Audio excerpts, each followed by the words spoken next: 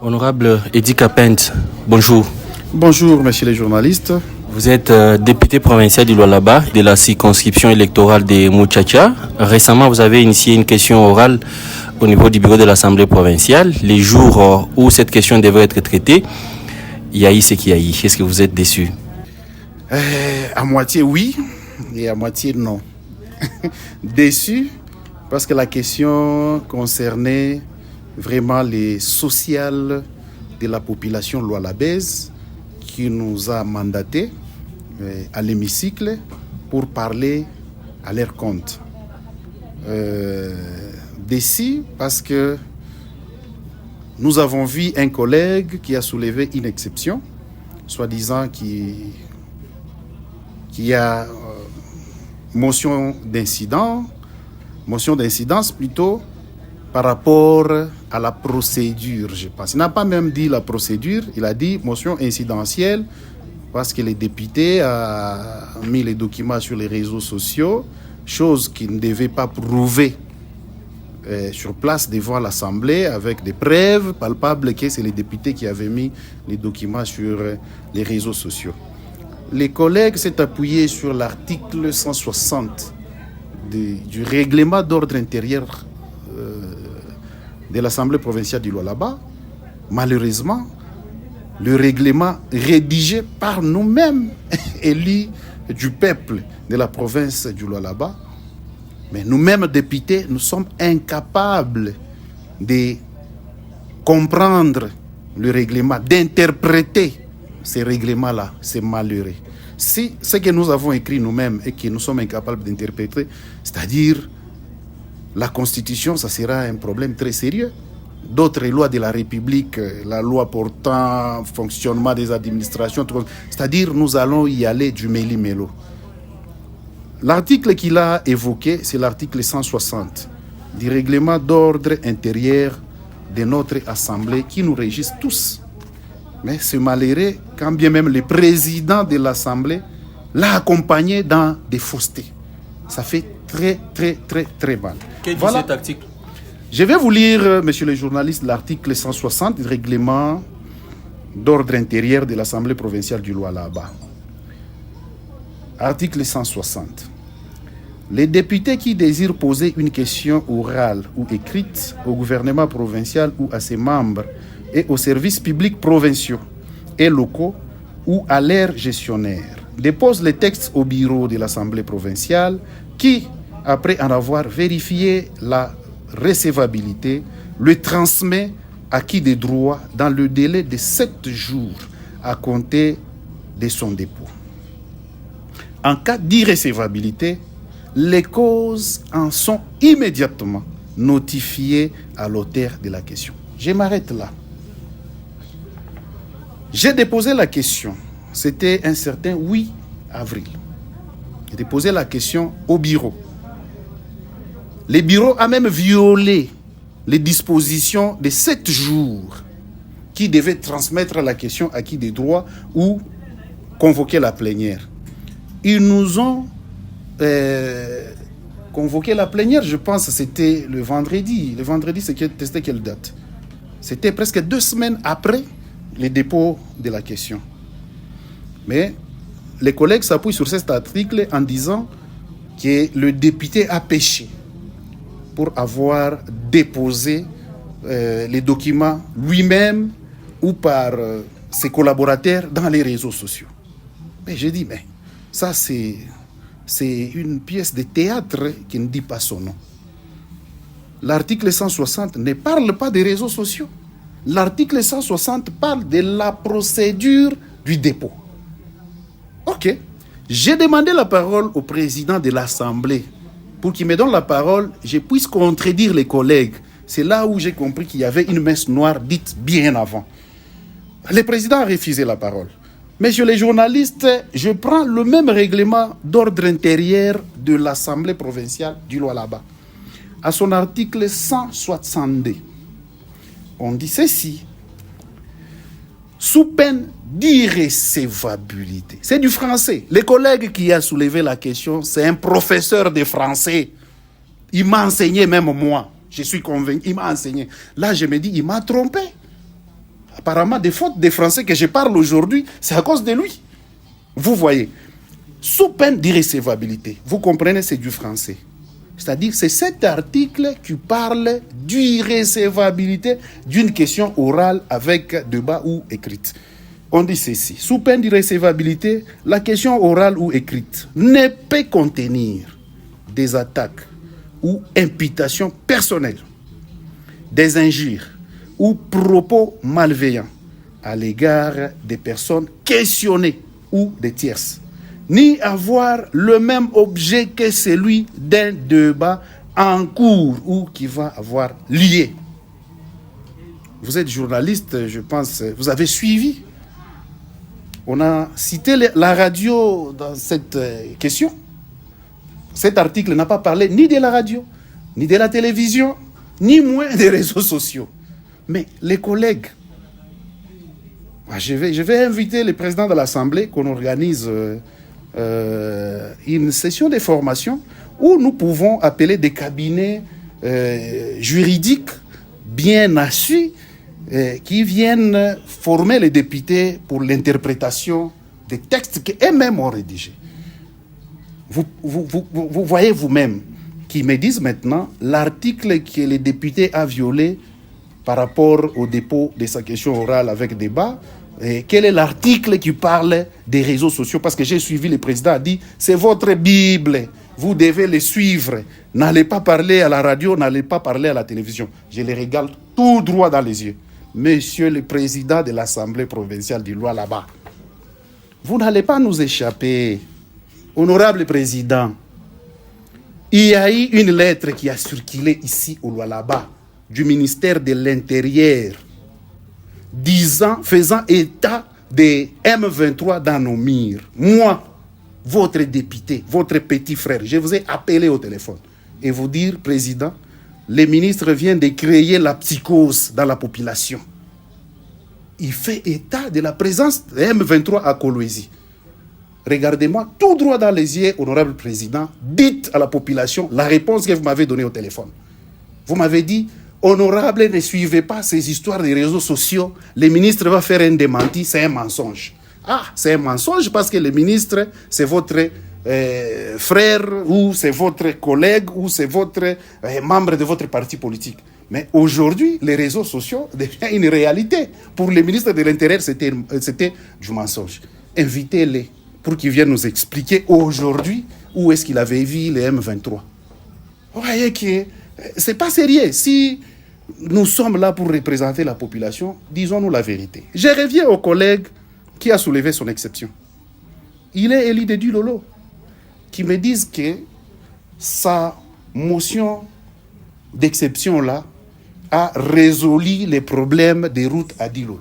La motion incidentielle. Incidentielle. A résolu des problèmes des routes à Dilolo. A résolu des problèmes des routes à Kassaji. Parce que Kassaji est dans Dilolo. Aujourd'hui, Kassaji est sans courant. C'est mieux d'intercaler la motion de votre collègue, mais initier aussi une motion peut-être pour le ministre de l'Énergie, posant la question, qu'est-ce qui fait que Kassaji est dans les noirs aujourd'hui? On va y revenir rapidement, mais votre question orale, c'est quoi le contenu de votre question orale, honorable? Le contenu de la question orale parlait exceptionnellement des routes à dessert agricole, des routes, des routes urbaines. C'est tout.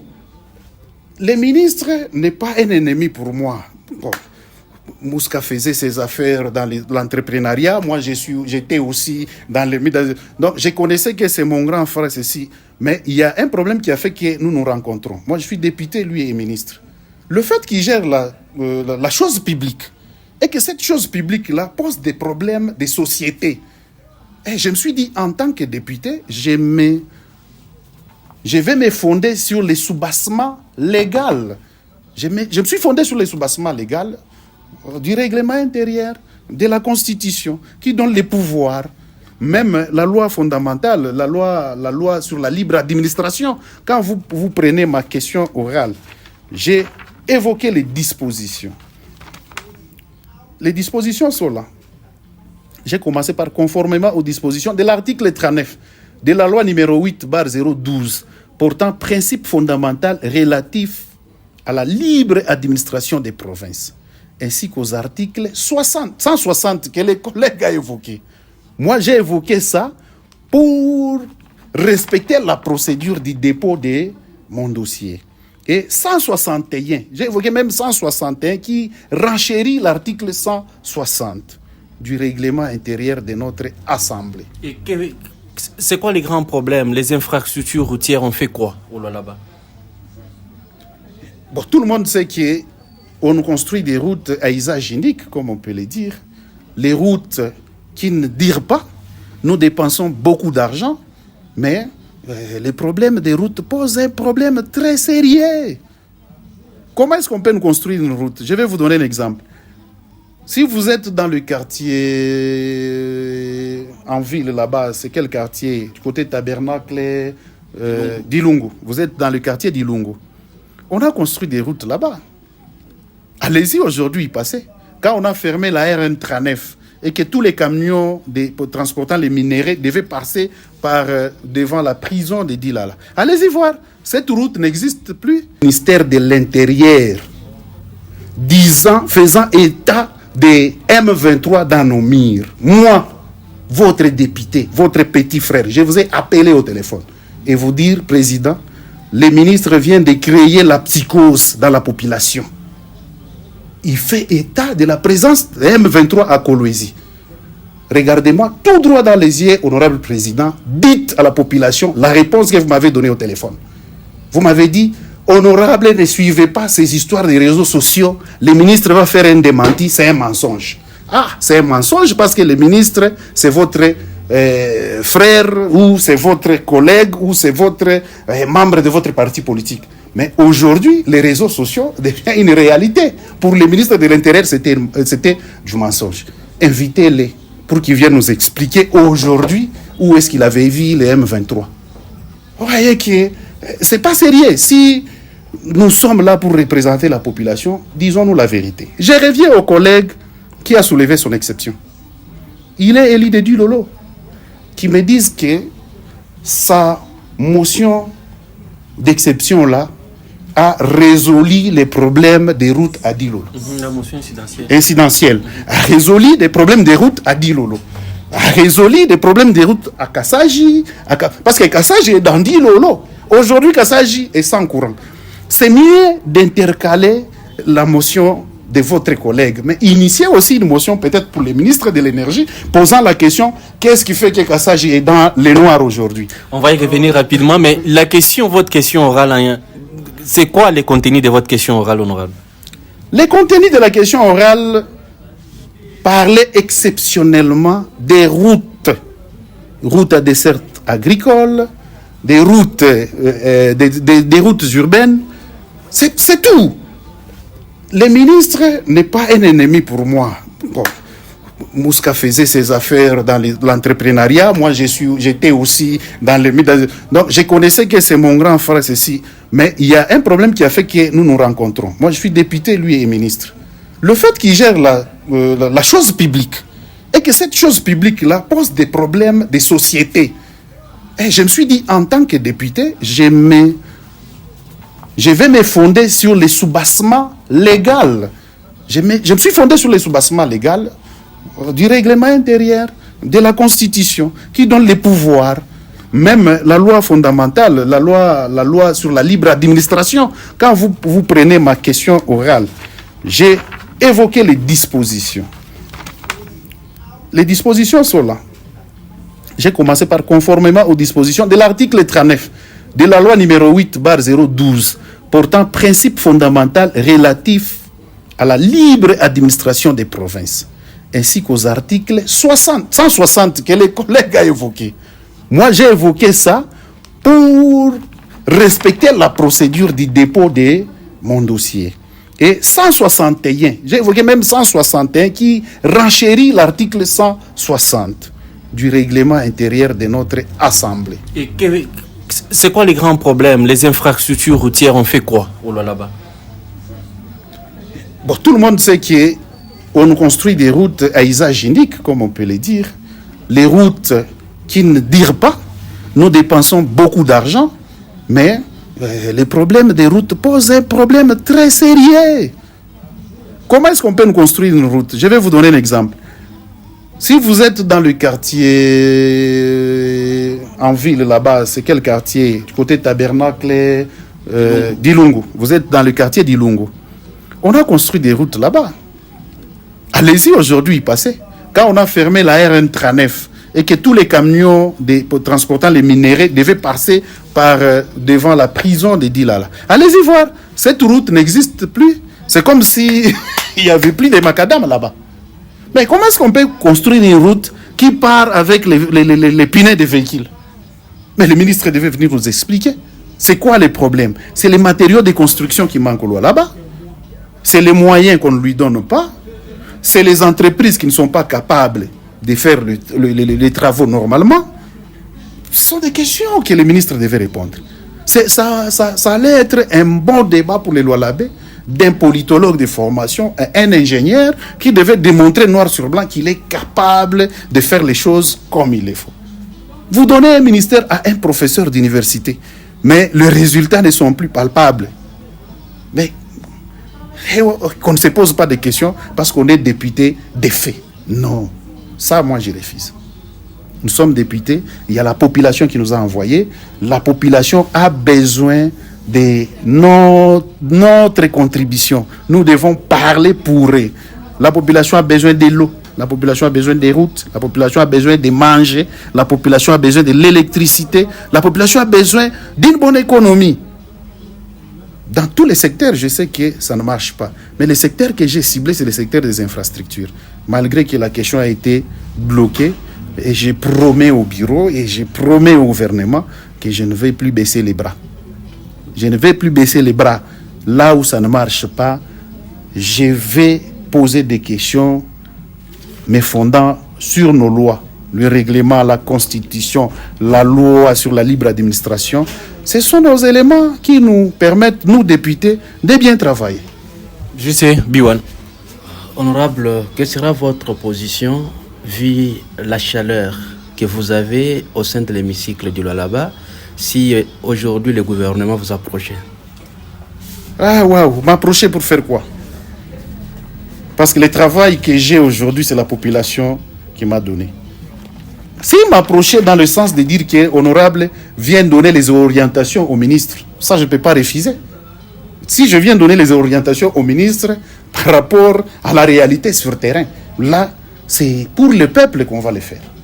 Mais m'approcher dans d'autres sens, là, je ne pense pas. Vous vous attendiez à cette irrécevabilité quand vous en tout cas, personnellement, je ne m'attendais pas parce que je connais bien le président de l'Assemblée. Le président de l'Assemblée que j'ai connu comme député.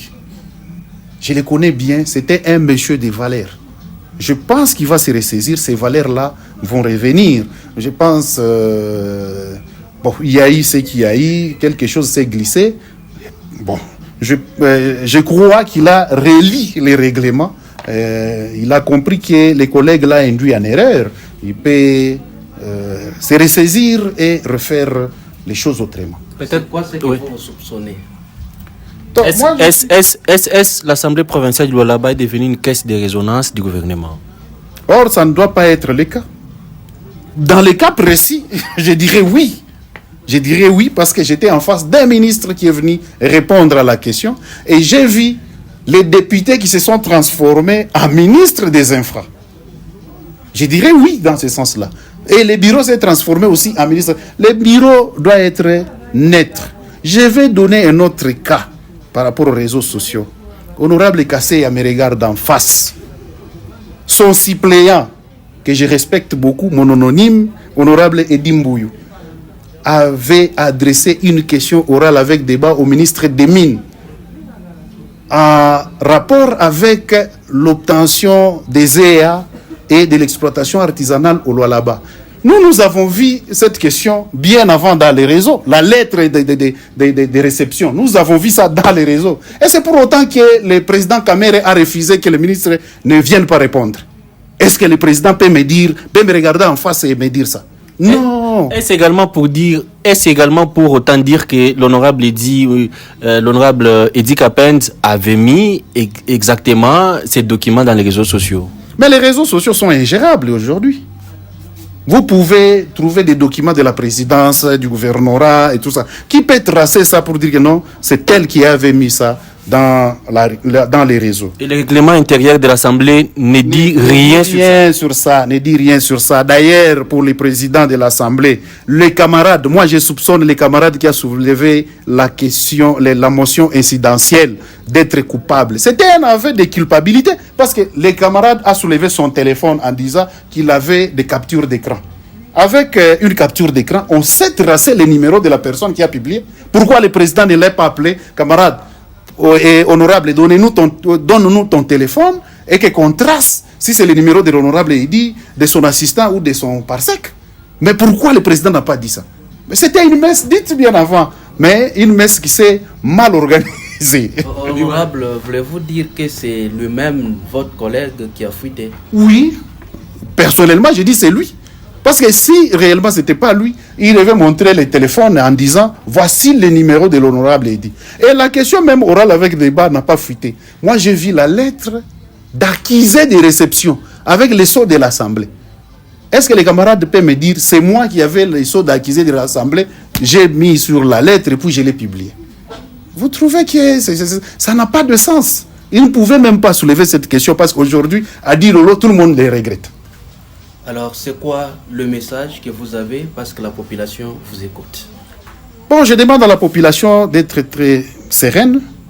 Nous sommes là, ce sont eux qui nous ont mandatés. On a peur de rien. Nous avons Dieu derrière nous. Nous devons poser des questions par rapport aux déshydratats de la population qui nous a mandatés en ce qui concerne l'ère sociale.